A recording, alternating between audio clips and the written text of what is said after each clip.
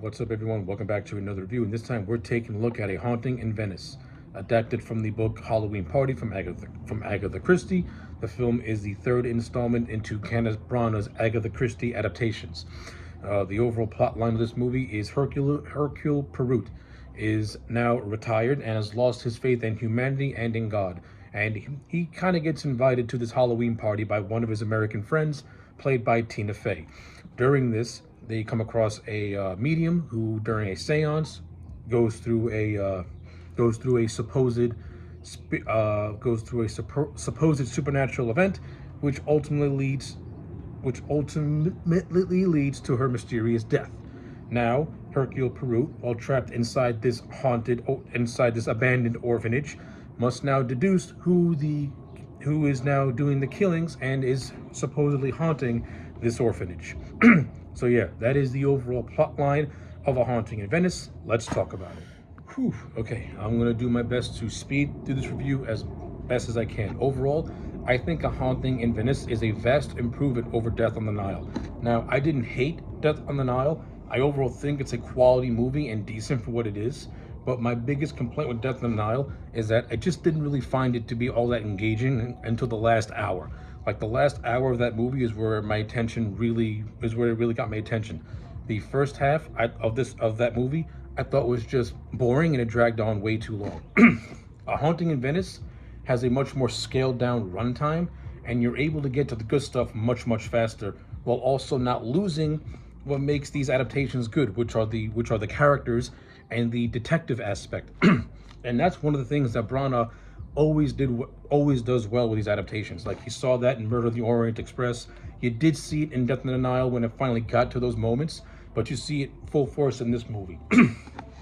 And what I kind of enjoyed about The Haunting in Venice is how it takes a different approach, so to speak. It goes for a different tone. Like, this movie tries to go more for like a haunted house, spooky feel to it. So this movie has a much more darker aesthetic. It has a much more darker storyline.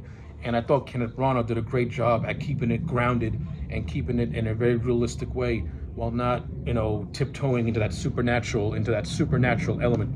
Like, the supernatural element is there, but it's mostly done through hallucinogenics and misdirection as a way to trick the people that are in this abandoned location, that what they're going through is real, and that the ghosts that haunt this place are real. Meanwhile, you have Hercule, who is completely not buying it, not believing in it. You do have those instances where you think he might be seeing real ghosts, but then it gets explained that it was just him hallucinating after being poisoned. So I like that stuff. All that stuff I thought was actually really well done. And again, it gives this movie an extra layer, that extra spooky, dark layer. And I thought that was actually really well done and really well handled. Another strong aspect of this movie is the cast. Aside from Kenneth Branagh, who so far has been acing it as Hercule Poirot, I love his performance in these movies. He's great. I like the direction this movie this movie took the Hercule character.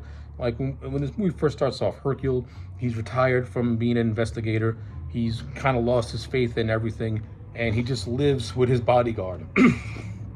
But then, after being roped into going to this Halloween party by his American friend, played by Tina Fey, and the mysterious murder of a medium happens, this forces Hercule to dust off his old detective skills and try and solve this crime. And throughout the course of the investigation, you can see Hercule, find himself again in a way. Like, he finds his purpose again. He regains himself in a way.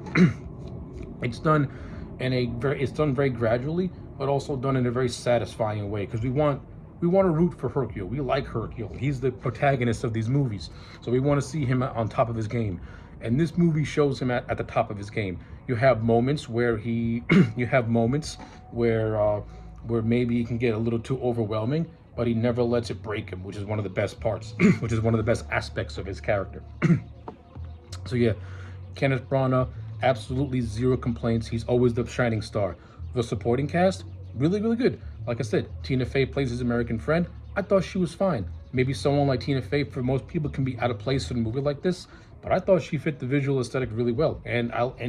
Honestly, Tina Fey and Branagh, they actually kind of complement each other in this movie.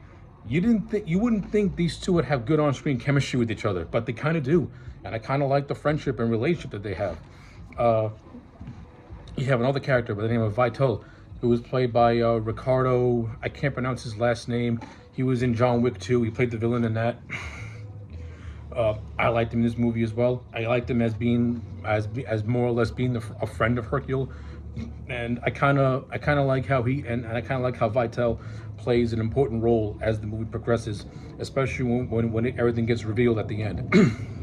I think the overall revelation, though Branagh does keep it grounded, but always the thing with these mystery movies is that there are a lot of things that you have to kind of you got to give these stories in order for the revelations to make sense, because a lot of the stuff can get very contrived, can get very confusing in a lot of areas, and this movie is no exception to that. I mean, Branagh does his best to try and make everything tie up in a very satisfying way, and in a way where it's not overly confusing, but you do get some of those moments as well. And even though I do like some of the characters in this film, not all of them are all that spectacular nor memorable. Not to say the acting was bad, because it wasn't. Like, you have these siblings who are trying to get to America, and their subplot is all right. It gets paid off at the end. You have this little kid named Leopold who's there with his father, and his father is suffering from post-traumatic stress disorder, and I think he's also a doctor. But because of his PSD, his dad kind of is treated more like a loose cannon in a way. So he has some scenes where he can be calm, and then other scenes where he can just go off the rails a little bit. Plus, you have the whole idea of being in this haunted orphanage and these ghosts being around, and these supposed ghosts being around. So that adds another level, that adds another sense of dread. You have the medium, who is named Joyce, played by the very talented Michelle Yeoh. Now, even though Michelle Yeoh has a very limited capacity in this movie, it's her death that sets off the chain of events. And but there's this whole thing of one of the people in this orphanage trying to expose her as being a fake. Now, whether or not the movie succeeds at that, it's all on how you want to view it. I think it did a decent job I think it did an overall decent job at handling that storyline. I mean, Michelle Yeoh could have used maybe a little more screen time to flesh it out some more. Like, we see her arrive at the orphanage. She does her little seance thing. She has a conversation with Perot, telling him to lighten up and enjoy the party that he's in, and then she's dead. And then the mystery begins. So, like, maybe you could have given her maybe 5 minutes more just to flesh her out just a little bit before killing her character off. That's just what I would have done, just to add a little bit more, and maybe present more of a red herring, because the movie tries to kind of point the finger at her a little bit because she's a fake. So they wanted so it does a thing where, like, maybe she's just using these people, but it's also revealed that the siblings were actually using her as a way to take her money, so that way they can leave Italy for the U.S. So that was okay. All the other characters, they're fine too. Like, you have this one character who's in love with another character, and it's kind of forced, because this other, which is kind of forced, and I didn't really care for it. Kind of took away from the mystery element a little bit, but not all the way. But where this movie really shines, it's its visual aesthetics. Like, the cinematography in this movie is fantastic. I like the whole look of the orphanage. I like how it's kept mostly with natural lighting and in shadows, because you do kind of get that horror movie type of feel to it. You do kind of get that atmospheric gothic look, which I really, really like, and it really fits this movie's tone and aesthetic perfectly. Like, Branagh was the perfect guy to direct this movie, because he brings a Shakespearean style to it, which is, of course, the man is known for his Shakespearean adaptation, so that's part of the course with Kenneth Branagh. But yeah, like I said, he's overall investigating the death of this mysterious medium, and also the death of a little girl in whose spirit is supposedly haunting this orphanage.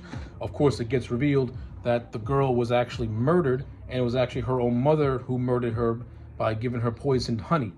And they created this whole elaborate story of this as the girl committing suicide, and now her spirit's haunting the orphanage.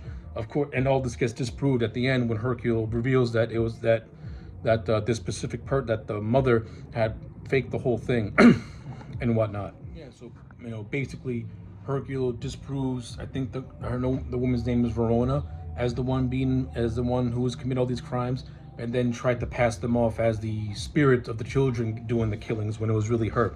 So yeah, the revelation I thought was fine for what it was.